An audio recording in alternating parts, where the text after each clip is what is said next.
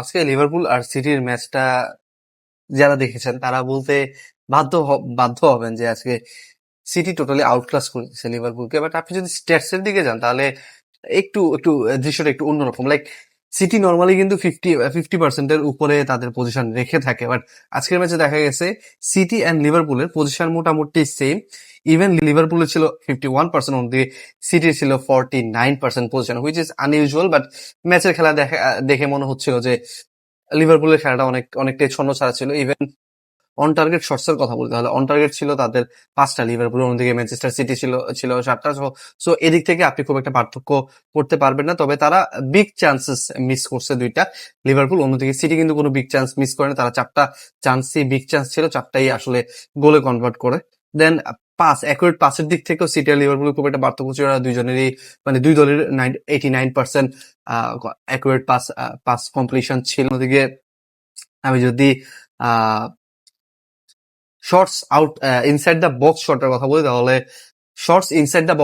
তাহলে Manchester city যেখানে 6টা ছিল, অন্যদিকে লিভারপুলের ছিল 8টা। আবার আউটসাইড দ্য বক্সও শট ছিল লিভারপুলের 3টা, অন্যদিকে ম্যানচেস্টার সিটি ছিল 5টা। সব দিক মিলিয়ে যদি আমি স্ট্যাটস এর কথা বলি তাহলে সমীকরণের দিক দিয়ে হয়তো আপনার কাছে মনে হতে পারে যে দুইটা দলের খুব একটা পার্থক্য ছিল না। ম্যাচে অ্যাকচুয়ালি পিচের মধ্যে তাদের পারফরমেন্স দেখলে আপনার মনে হবে যে সিটি তো পুরোপুরি ডমিনেট করে খেলছে আসলে লিভারপুল। সিটির খেলাটা কাইন্ড অফ এরকম হয়ে গেছে যে আনপ্রেডিক্টেবল। তারা লাস্ট ম্যাচ তাদের ইউসিএল এর ফিক্সচারে লাস্ট ম্যাচটা আসলে রিয়াল মাদ্রিদের সাথে ঘরের মাঠে বলো অথবা ম্যাচ যেটাই বলে না কেন খুব একটা সুবিধা করতে পারে না। তারা সব মিলিয়ে হেরে আসলে বাদ যায়। দেন তারা ইএফএল কাপে এসে আর্সেনালকে হারিয়ে শিরোপা জিতে নিল, আবার এফএ কাপে তারা এখন লিভারপুলকে হারিয়ে দিল। যদি সবকিছু ঠিকঠাক ভাবে যায় I guess Manchester city versus Arsenal আরেকটা ফাইনাল আমরা এফএ কাপেও দেখলেও দেখতে পারি।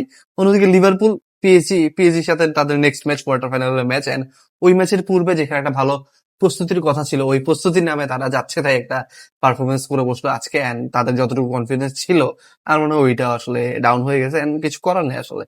On top of that Mohamed সালার ফর্মটা অনেক বেশি concerning. The main star, obviously main star till now. যতক্ষণ পর্যন্ত সালা টিমে আছে সালাই অবশ্যই তাদের মেইন ম্যান হয়ে থাকবে, বাট সালার যে ফর্ম আজকে পেনাল্টিটাও মিস করলো। I don't think they can anymore rely on Mohamed Salah. সব মিলিয়ে বাজে একটা ফর্মের মধ্যে যে ম্যানচেস্টার সিটিও যাচ্ছিল, বাট আরেকটা ট্রফির কাছাকাছি তারা আসলে চলেছে। বাট লিভারপুলের ব্যাপারটা আসলে concerning. Arne Slot might be sacked. Even Pep গার্দিওলার পেপ গার্দিওলার এরকম বাজে সময় আসলে স্লটকে এত বাজেভাবে হারিয়ে দিল, ইটস রিয়েলি ফানি। অন্যদিকে এটিহাদ স্টেডিয়ামে সিটি সমর্থকরা অলরেডি বলছিল যে Slot you will be sacked in the morning, you will be sacked in the morning. আর আপনি মানেন বা নাই মানেন, স্লটকে কিন্তু এই সিজনের লাস্টে হলো স্যাক করে দেওয়ার একটা প্রবল সম্ভাবনা আছে। ইভেন যদি সিজনের মাঝখানেও স্লটকে স্যাক করে দেওয়া হয় আসলে খুব অবাক কিছু নয়, কারণ সিটি ক্লপের আন্ডার সরি লিভারপুল ক্লপের আন্ডারে যে একটা টিম ছিল ওই টিমটাকে নিয়ে লাস্ট সিজনে কিন্তু লিভারপুল ইপিএল এর ট্রফিটা জিতে নেয়। এন্ড স্লট যখন এই সিজনে কিছু নতুন প্লেয়ার সাইন করে অ্যাড করে এই স্কোয়াডে তখন মনে হচ্ছিল যে আচ্ছা এখন এই সিজনে তো আরো ভালো পারফর্ম করা উচিত, বাট তারা আসলে ওই পোটেনশিয়াল অনুযায়ী কোনো কিছুই শো করতে পারে নাই।